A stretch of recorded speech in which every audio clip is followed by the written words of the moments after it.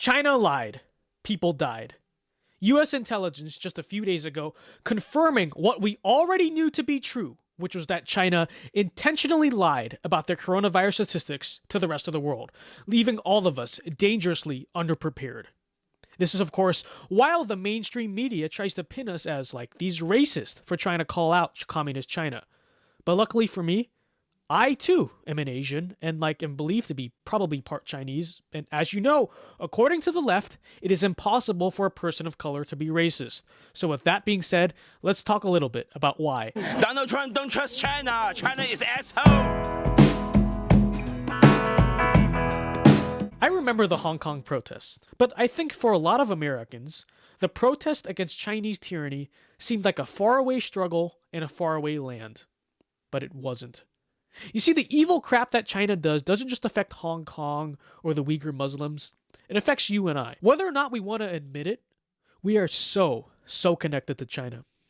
And China is evil. People in our politics and our media are reluctant to mention this, but the Chinese Communist Party is an evil totalitarian regime that denies basic human rights to its citizens, and by the way, hates the West. We only really opened up trade to China in 2000. And in such a short period of time, our country is totally economically dependent on this commie red government. Forget appliances, forget clothes, forget tech for a minute. We can survive a national health crisis without those. But 95% of our antibiotics and 80% of all of our pharmaceuticals are made in the Communist People's Republic of China. It's bad enough that in a time of pandemic, we can't even be secure in at least knowing that all of our drugs are made here at home. But worse than that, they're not just made in another country. No. Our national health is totally reliant on a government of commie reds that hates our guts, wants to destroy us, and hell, gave us this pandemic in the first place. And make no mistake, that's exactly what the Chinese communists want, for us to be totally dependent on them. Now, that might just be the tiniest bit problematic. Is it a good idea? Is it a good idea to become totally economically and medically dependent on a hostile country that hates your guts? Well, common sense might say no. Actually, that is a pretty freaking terrible idea. But don't listen to me. Apparently, I'm just paranoid. And we actually have nothing to worry about. Listen to the establishment. Listen to Joe Biden when he says that China is not an economic threat to the United States. He's so right. Listen to Bill Clinton when he said that opening up to China would actually bring our democracy, our capitalism, our Western values, our freedom to China. That never happened. If anything, they brought their communism and their tyranny over here. Don't believe me? Just ask the NBA or the gazillion American companies that are now shills for China. Sure, China gave us lower prices on goods, but in return, we surrender to them our manufacturing sector, our safety and our national security, and our very sovereignty as a country. The second that we decided to trust those communists, never trust a communist, they infected our country with many different viruses that have taken many different forms. Some are biological, but some are also political. Some are economic, and some are cultural.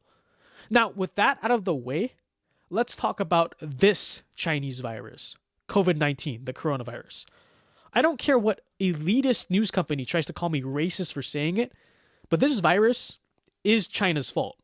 It is. China and the World Health Organization intentionally lowballed their coronavirus stats, which left the rest of the world dangerously underprepared because, hey, nobody knew the severity of the disease. Nobody except the Reds that wouldn't tell anyone else. By the way, the World Health Organization is just about operated by China. So why do we give millions of dollars to it and act like it's the envy of global health stuff when it's run by that government? That's another interesting question. Before that, China silenced its whistleblowers that tried to tell the world about the disease, and reports show that Chinese scientists were ordered to destroy all evidence of the virus in December. So ignore this whole, don't blame China, it's a global pandemic thing. Blame China.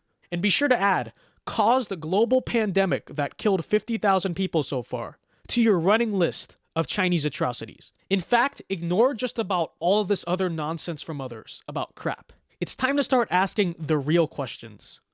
Why are we economically dependent on a hostile foreign adversary? Why do we let a country that covered up a giant pandemic make all of our pharmaceuticals?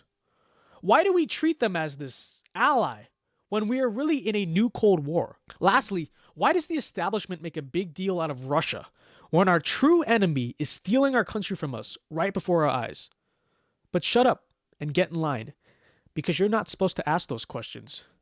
We love China. They're not a threat, didn't you know? Go China!